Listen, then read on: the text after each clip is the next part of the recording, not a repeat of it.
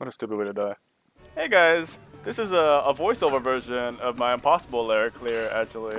Um, I wasn't originally going to do this, but it turns out that most of the run is actually fairly clean, That's not what I meant to barring do. a couple times I get hit. But most of the times I get hit is in the ending and during a boss fight, and I can talk about the strategies that I was supposed to implement there, though I don't really think there's that much to say about it. But I just want to say that for my clear of the It's not even an impossible layer, attempt. I had not looked up any additional resources for this game. This was all me learning what to do and figuring out strategies on my own just by practicing individual checkpoint sections of the level. So I just started out by doing runs of the first section and then figuring out what was consistent for me, and then after that I would attempt impossible layer runs like with the norm without the bees until I could clear the first section. Then once I felt like I was comfortable with that, then I would learn the next part and so on and so forth. And eventually we were able to piece it all together. It took about 10 hours to do so. But thankfully, with the option of being able to practice with bees, as well as the option of doing this individually without having to start a new game, really helped out with really sped up the process of me being able to do this. So to talk about the strategies here, I do a big roll over there, and then I wait for another platform to show up. So I can stomp on this guy, and that lets me get in this cannon a bit more comfortably. One of the unfortunate things that happens throughout this level, especially in the first part of the level, is that stomping on those flying guys actually causes them to explode into the foreground, which um, can obscure your vision a bit. So there are definitely faster ways to do the spider section, but this way was just pretty safe, where I kind of lure down the spiders individually. I was pretty comfortable with this, and then I just forward roll here. Then I stomp on these two guys. Most of the platform cycles in this level actually don't start until you spawn them on screen, which makes some stuff consistent, though I'm pretty sure some things are still on a global cycle. So crouch here and roll. Sometimes that roll gets you hit for some reason. I don't know. I think it's like hitboxes are pretty janky, which sometimes work in your favor, as evidenced later in this video, but yeah. So I want to make sure the rockets are out of the way is the main thing here. So I tend to stand on that part of the corner right there, because if the rocket doesn't hit that platform, then it'll hit the corner of that wall.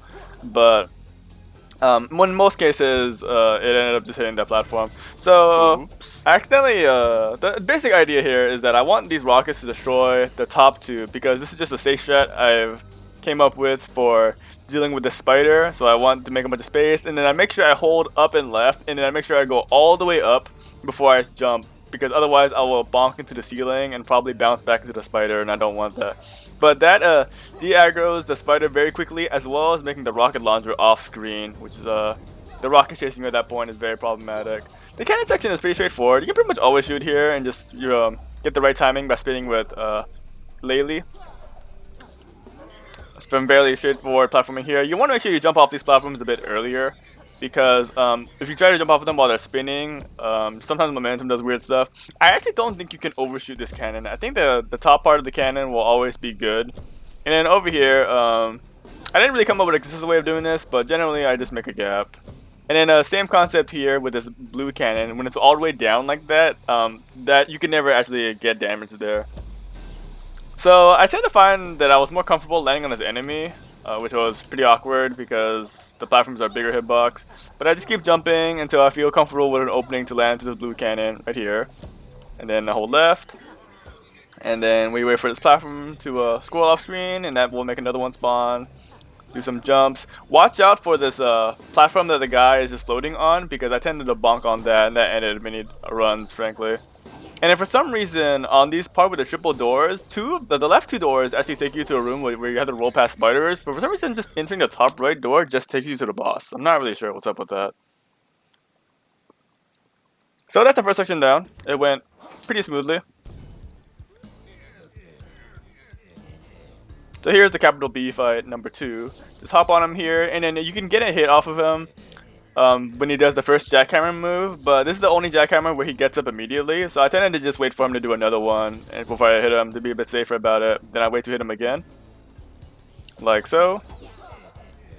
And then it really helps that he talks a lot in this fight actually, because that helps me remember what part of the fight I'm in. So when I say he says, "This is a dirty trick," that's when I know to do the jump over to hit him. Then he says, "You're gonna make me mad," that's when he jackhammers, and then he's gonna do another dash. So if you miss some of the hits, actually, you'll see additional parts of like the cycle. Like he'll do some moves. Most of the time, I find that he extra parts of the cycle that you would see would be him doing the move where he rains down mines. Actually, so the mines are pretty easy to dodge as long as you look for the gaps. Sometimes he's rude about it, but if he's being rude, like doesn't drop a gap for a while, you can generally just like hug him and the gap will be near where he is instead. And that's the only time I get a double hit in on this fight is on that section there, where he swoops back and forth.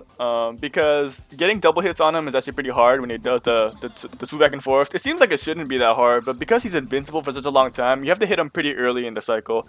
And that's the only time I was comfortable with hitting him early, because nothing else is currently happening. You can do that in some the third part of the fight as well, but he's pretty covered at that point.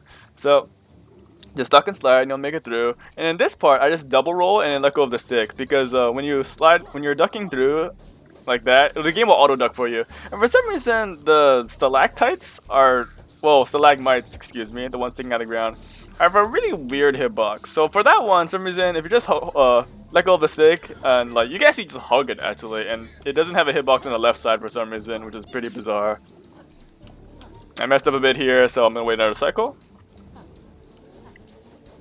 And then I roll underneath these bullets and jump through. In general, the section of the level is oh, I said I'll take it there because I actually stood on top of the stalagmites for a second. And yeah, the hitbox on them is a lot jankier than the stalactites. It's kind of weird. But in general, the second part of the level gave me the most trouble. If I wasn't resetting constantly in the first part, then, you know, this part, the climbing the vines, got me hit so many times where those enemies would just clip me. These elevator climbs got me so many times, frankly. I think I get away with a close call on one of these parts, which is pretty crazy.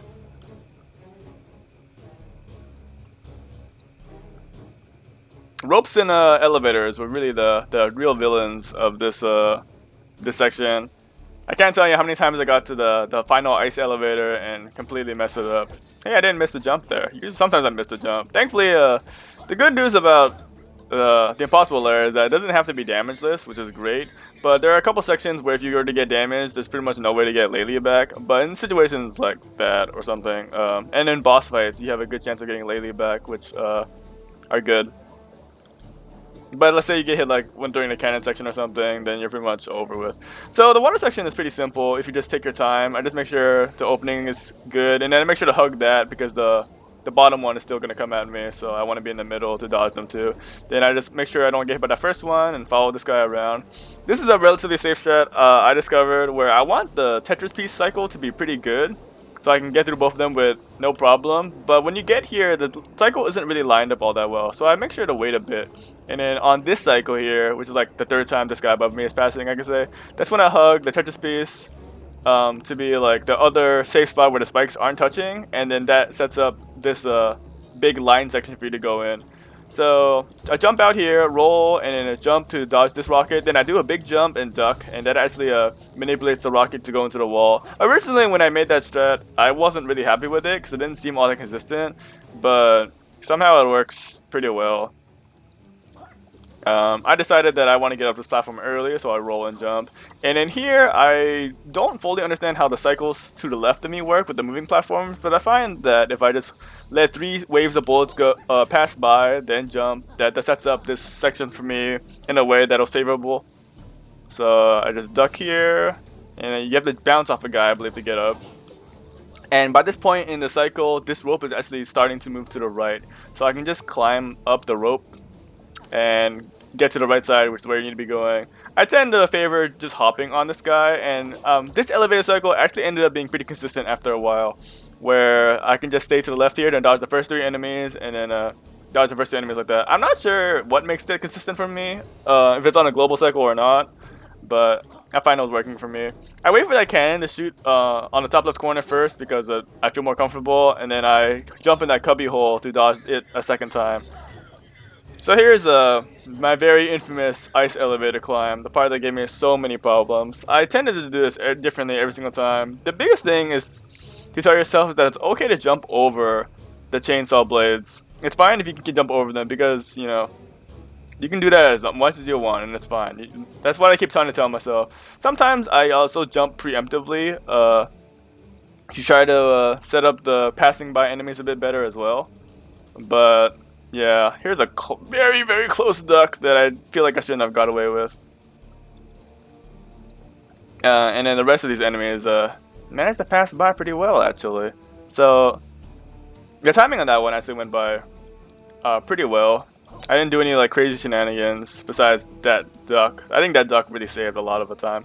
Here, whenever I do a rope jump, when you climb ropes, grab ropes in this game, you don't actually have to hold a control stick direction. So every time I jump forward, I let go of the control stick and then make sure I'm not holding right, because upon holding right, sometimes your Yuka will, start climbing the right side of it, and that might run you into a saw blade.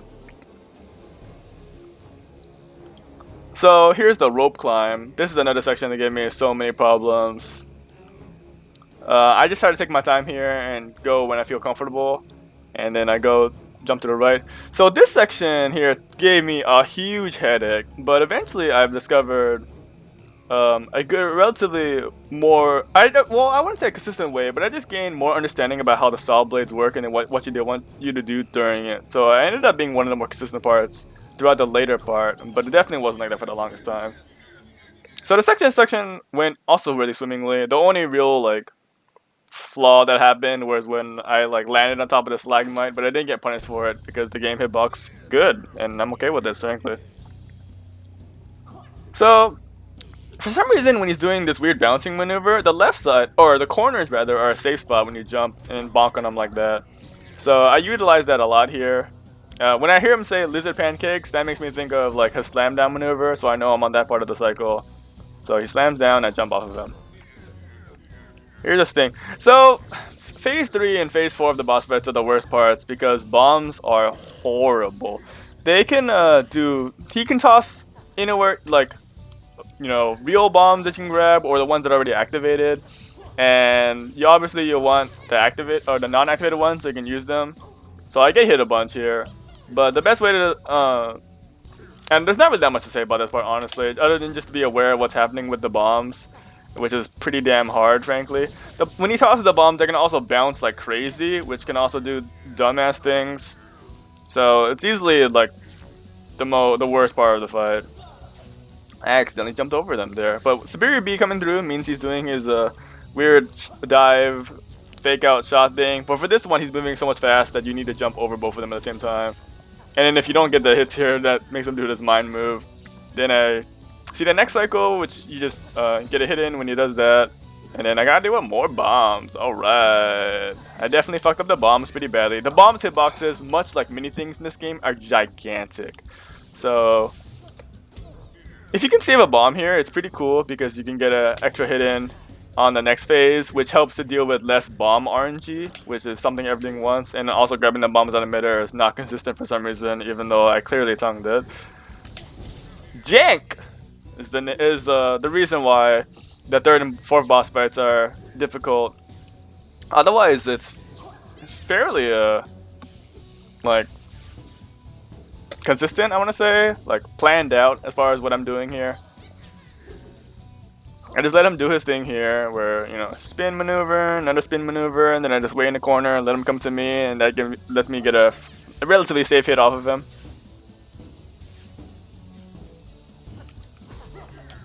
So yeah, I got hit twice there. Bombs are horrible, as evidenced by me talking about it now. The bombs are so bad, man. I hate them. My frustration with the bombs was pretty real throughout these attempts. So you could just jump over this at the start, but since I'm playing a little safe, I decided just to wait on it. And then my general strategy for this part was that once I jump over here, I do a triple jump. So I jump over this, jump to the right immediately, and then jump over this. You can do it in less than that, but that was the strategy I came up with. The third section of the level is by far the easiest section besides the finale, the escape. But at this point, since I've gotten over the hardest section, the ice section, my nerves are definitely through the roof here, which is going to result in possibly some sloppiness. So I wait for the two saw blades in the center to overlap before, and that's my cue to go. And then I go speedy speed boy over here. I wait for that thing to scroll off screen, and then I walk. and that sets up this jump pretty nicely. Jump over the saw blade. It's pretty tricky. Oh, that was a good recovery on my end. And then the good thing about these conveyor belts is that you can actually outrun them by holding right, which gives you plenty of time to jump through when you feel like it. And then my thought process here is that I always try to follow the inner blade when it's going. So I see the inner blade is like going that way to the left, and I just follow behind it, and that's how I feel safe in crossing. So it's not that hard to dodge, but you know, when you're constantly like overthinking about what you're doing, that's when you make a lot of mistakes. Like, I got hit in many more places than I have ever expected and lost many runs to very dumb things. So my strategy here is I tend to wait for that top right one. And when I see it hits the thing, that's when I know to go. And that's when I know the cycle is set. Same idea here is I'm just trying to follow the inside one when it goes left. So I know to go. You can roll to feel a bit safer. So these like donut block platforms, the one that fall when you stand on them, you can actually stand on them for a very long time. And in addition to that, you can actually jump off of them very late before they like completely fall out underneath you. So that'll get used in a second. Here I'm just dodging them, and I don't roll off of that because the conveyor belt is going so fast. If you roll off of it, the momentum is just super crazy. If you stand right here in that corner, it's actually safe. And then I just try to make sure that those guys, the enemy and the spikes, aren't overlapped over each other, or you'll be sad. Make sure not to get hit by that saw blade that's spinning around. Just stand where the enemy is after you kill him. And then if you want for the platform to fully extend out, you can keep jumping over that chainsaw that's coming over you. Though I found that I was more comfortable standing on this more than anything. So you can see I'm like, sometimes I jump off of it very late when it's like starting the fall animation. If you do it this way, you can actually cycle just between two platforms. The platform will recover in time for you to get back on it, which is pretty nice. At this point, I'm like so nervous that I don't really have a strategy for this point.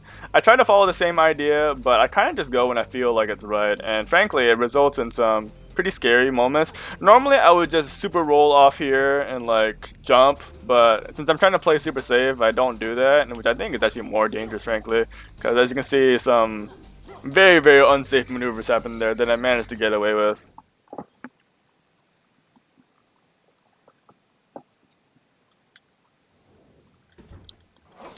Alright, so here's the final capital B fight. He starts out with some spinning maneuvers, which you just dodge in between. And then he's gonna lunge at you, which I jump. And then over here, I want to minimize the amount of bomb RNG I deal with, so I actually sneak in a hit here. The cool thing about Capital B is that he's pretty much always hittable. So normally he does like the slam there and then he fires a shot, but before he fires a shot, I just hit him, and that minimizes me dealing with more of his bomb throwing. So and I got pretty good bomb RNG there too. So even the floor is going my way. That means you're gonna slam down and you immediately get a hit there. This part is very easy. You get tons of momentum from the conveyor belt too to like cover the distance if need be. And then afterwards you'll slam down in the middle and sort of like reset. Sometimes I forget about it, but once I see him in the middle, I'm like, oh shit, I need to not be there, because that's not when you hit him yet. So you can see he made a full wave of mines there, but I just trusted that he'll make a gap at the very end, and it worked out. And then we do it again. And then now he's going to do 2 waves of mines instead of the 1 wave. I didn't get bad luck. I was about to say I got good luck, but really it's, you know, dodging it is pretty simple unless he decides to be a jackass about it. So this is a part where I think you could speed up this fight quite a bit if you, because when he swoops around here, that's when he, well, the second time he does it, that's when he'll do the swoop back and forth, and you could possibly get a double hit here. But I opted not to like try for it because, as you can see, the orbs are quite covering the way. So like theoretically, you could do it right there, and then get your 2 hits off. But I'm just trying to play super safe. The main idea about my strategies is that I want it to be consistent rather than being fast. So I had to sacrifice some time, so I just wait to do 3 dashes instead.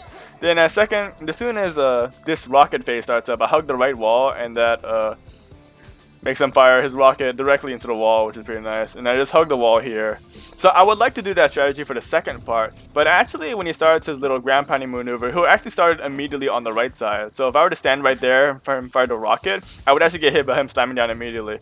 Thankfully, with a well-timed jump, you can dodge and hit him at the same time. I learned that in the playthrough, which is why I'm utilizing it a bunch, that safe spot. So now we're on the final hit, where he activates the defense mechanisms, and for some reason, if you just stand here in this corner, you're fine when he does a slam down, and you don't have to deal with other things like trying to hit him with a bomb. So I just wait for the solids to go back up and grab the hive mind, and then you can do whatever you want here.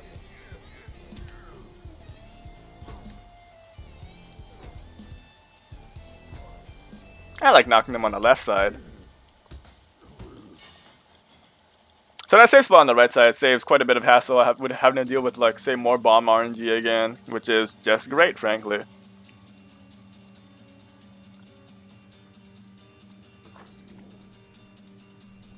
Alright, so here's escape. Escape is the easiest part, which of course means that I did a pretty big choke here, frankly, as far as which is getting hit.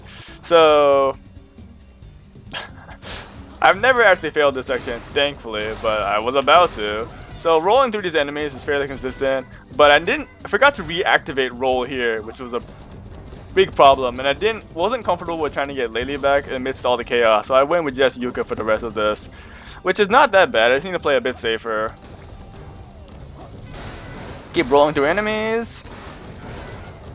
When you hit an enemy with a roll, that lets you keep continuing your roll, so that's what lets all this stuff possible. And then make sure you don't, like, I don't know, get stuck on those crates or something, and like, because that happened to me once, where then I got hit as a result in one of my practice attempts. So I had to play a bit safer here. Normally I would just like roll along and keep jumping with like the spin move in midair, but I decided to wait. And then here, I typically like to jump on the bottom platforms. If you fall here, it's fine because there's not actually a pit, and you just recover. Watch the enemy spawn out of nowhere, and then do some big jumps here. Jump against this wheel. And then here, just go with the flow. Roll and jump with the platforms. And then roll and jump with these blocks. Or just jump. And then this is the final stretch, and you just gotta start rolling through those enemies. Just roll, just spam the fuck out of square, as you can hear me do. And we are out of there. Woo! Let's go! Commands pop off by me. And that's it. That's I don't know if I explained some of my strategies that well, but I hope you enjoyed me talking about it. I've never seen this before. Hey, I've never seen this before. Wow.